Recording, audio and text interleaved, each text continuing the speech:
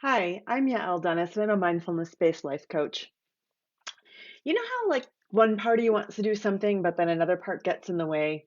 Like maybe one part of you really wants to lose weight or read all the classics or whatever your New Year's resolution was, and another part just wants to eat cookies or watch TV. Or maybe you want to go back and get your master's degree, but another part of you thinks, now's just not the right time.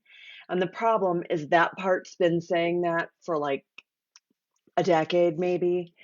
As an IFS-informed life coach, I have a few tricks up my sleeve for helping to get all of your parts sort of on the same page.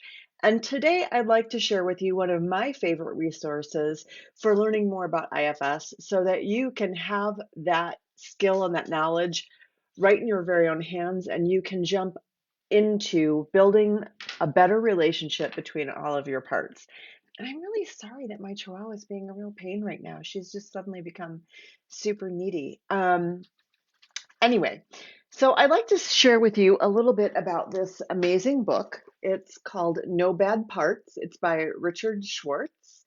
And this is one of the books that I'm raffling off this month. And I'll tell you a little bit more about that raffle later and how you can enter it. It's a fantastic resource, although it does have the subtitle Healing Trauma and Restoring Wholeness with the IFS model. In reality, it would be good for anybody. And to be honest, I think we're all a little bit traumatized right now by what's going on in the world. So, at any rate, it's a wonderful introduction to the basics of the IFS model. And I did talk about that like a couple months back. I talked like at the really big 50,000 foot overview. So today we're going to dive just a little bit deeper. What Dick Schwartz says about the model of the self is that the self isn't unified. There's not just like one version of you. Like there's a part of me that is really annoyed with my chihuahua right now, and then there's another part that really understands that she's probably just cold. At any rate, when you have conflicting emotions or you have those parts like I was talking about where one part of you wants to lose weight or find love or go back to school, open a business, you name it. One part wants to move ahead with a major goal and another part seems to get in the way. That's normal. It's just how it is. If part of you feels angry at someone for no showing your lunch date and another part feels just kind of happy that you had the time alone, that's a totally normal reaction.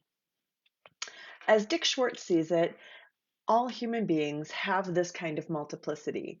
And at the center, deep inside of that, is what he calls self energy. When you're operating from this place of self, your personality and your experience is characterized by the 8 C's of self energy. So it's 8 traits such as calm, clarity, confidence, connection, compassion, courage, curiosity, and creativity. Now, that's your self energy. And we talked about that last time that I talked about this, but now I want to talk a little bit more about the other parts that get involved. And those other parts come in 2 basic flavors. There are protectors and there are exiles. In No Bad Parts, this amazing book that I highly recommend, that's why I'm here talking about it, um, Dick Schwartz clarifies that the nature of the other parts, no matter how they seem to you or to other people, their whole purpose is for your benefit. They exist 100% to keep you safe. None of them are bad, and they all have your best interest in mind. They developed to prevent you from experiencing harm, from risking rejection or abuse, or experiencing overwhelming pain. Now, the 2 flavors that I mentioned before, exiles and protectors, are very different in how they function. What exiles do is they sort of carry a burden of past pain, maybe a past abuse, maybe past loss, sadness, shame, things like that. These exiles stay buried deep within and they're pretty sensitive. And anything that reminds them of the original experiences that they carry is going to trigger those feelings of shame, sadness, pain, overwhelm, and the like. So those parts can develop from things that are sort of ordinary. So there's like a difference between a large T trauma and a small T trauma. A small T trauma can be like having a parent who shamed you for asking for a new bike for your birthday right after your mom lost her job. Your life wasn't at risk. Nobody hurt you. It wasn't chronic abuse. It was just one thing that happened when your parent was caught off guard or overwhelmed with their own stuff. But nonetheless, you carry a lot of shame, embarrassment, or guilt about wanting something for yourself. So at 6, that would be overwhelming. And that guilt might have gotten buried deep down inside where you really can't experience it unless something triggers it. Now, a large T trauma is something like sexual abuse, physical violence, witnessing domestic violence, terrible car accident, and that may leave you with something called post traumatic stress disorder. If that's the case, then that's something for therapeutic intervention. And especially if any of these things are causing you to not be able to function in your daily life, definitely therapy is encouraged. But if you're already getting therapy, or if you really are functioning pretty well and you don't need therapy, life coaching around these issues is completely adequate and can be very helpful. So the crew of parts that we talked about earlier that are known as protectors have exactly the role it sounds like they have. They protect you. They come themselves in at least two varieties. There are managers and there are firefighters. Managers do exactly what it sounds like they do. They manage your daily affairs. These are the parts that make sure that you get dressed in the morning, that you speak appropriately when you're in a business meeting. And maybe in the case of the person who might have been shamed for wanting a bicycle at 6, that manager would lead you to make sure that you always have money to buy whatever you want and that you never ask for anything. You don't even have an Amazon wish list and you don't let anyone know what you want because you that manager wants to protect you from the shame or embarrassment of asking for something that you aren't allowed to have. And then there are the other protectors known as firefighters. And these protectors react to a current threat by immediately defending us from what is in our surroundings right this minute. So managers sort of like they're future oriented and they are looking out for a future threat. Firefighters come on the scene when there's a crisis right now. The threat is here. So they are going to do things like divert our attention, shut down our emotions altogether, possibly cause us to dissociate, go numb, maybe make us like divert our attention by having us drink, having us watch TV, having us gamble. All kinds of compulsive behaviors are attributed to firefighters. In extreme cases, firefighters might even lead some people to have suicidal thoughts or aggressive thoughts. And again, all of that means is a firefighter is trying to protect us from overwhelming emotions, emotions that are too painful for those vulnerable exiles to carry all alone. So none of these parts are bad. They're all trying to help us maintain balance and equilibrium. They're trying to help us navigate painful life circumstances. Um, so that is really like Dick Schwartz, even he talks to people who have some pretty extreme parts and goes into some areas that I'm not really going to go into here, but he does mention something I do want to bring up, which is people at this point start to think about, well, what about mass murderers? Are you saying they don't have bad parts?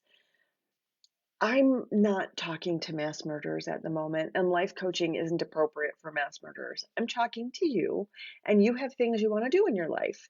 Now, he does talk about mass murderers, and he has conversations with people who have killed people, and he'll explain to you his perspective on this. But my perspective is that those questions even come from a part of us that doesn't want to believe in our own innate goodness. And if you're struggling to believe in your innate goodness, that really is just coming from another part, another part.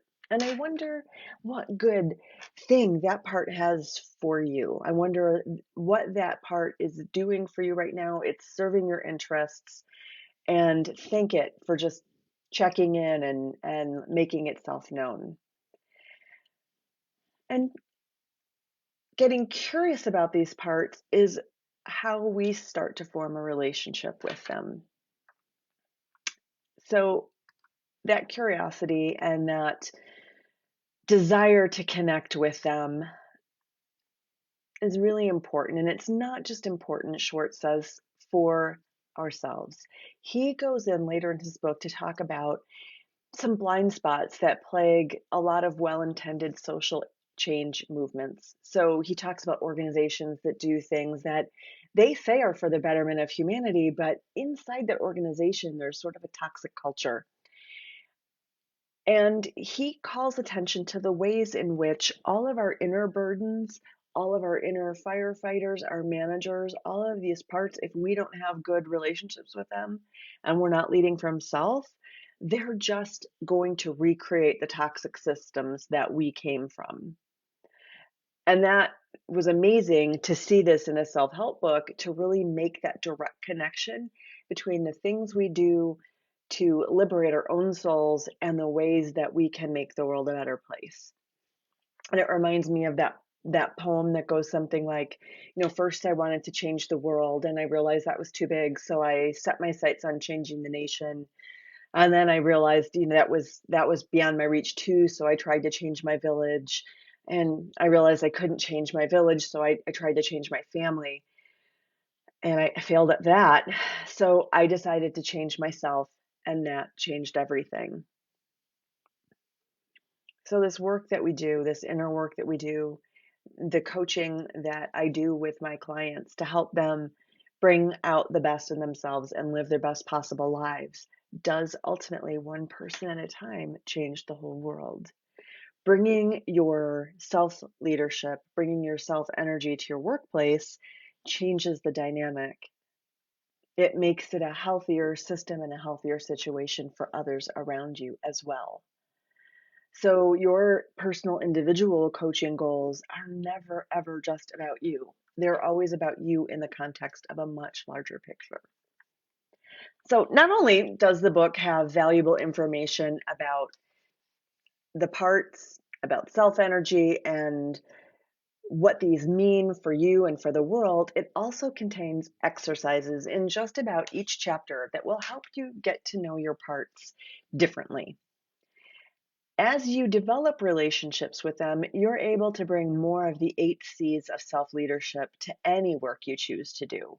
So, whether you decide that you want to work in a nonprofit, you want to open your own business, say your coaching goal is finding a partner, as you become more self led, you're going to be less reactive to the stresses that developing a new relationship might bring your way. You'll even learn how to use challenges as a mirror in which you get a clearer view of your own parts, whether those are exiles or protectors. You can release those burdens and bring a lot more self energy to them. In exchange, these parts will give you valuable information and will also create some spaciousness within your soul. So I'm raffling this book off this month, as I said. I really hope to get you a copy. All you have to do to enter the raffle is to share the post that is pinned to the top of Bechira's page and drop a line in the comment section, because I can't see always, due to privacy settings, who has shared which post. So if you share that post or any of the pictures, please drop a comment in there and I'll put your name in the raffle. You will have your choice of the 3 books that I'm raffling off this month. If there are other books on my bookshop shelf that you would like to check out or you are hoping to win, don't worry, I'll have more giveaways in the remainder of the year. So that's how you would enter. And finally, I want to say, if you're struggling to achieve the goals that you set out for yourself and you're starting to think, oh, wow, as I listen to this, I can sort of hear these parts chiming in that tell me I'm never going to be good enough, or, oh, she says there's innate goodness in every person, but she's wrong. She doesn't know you.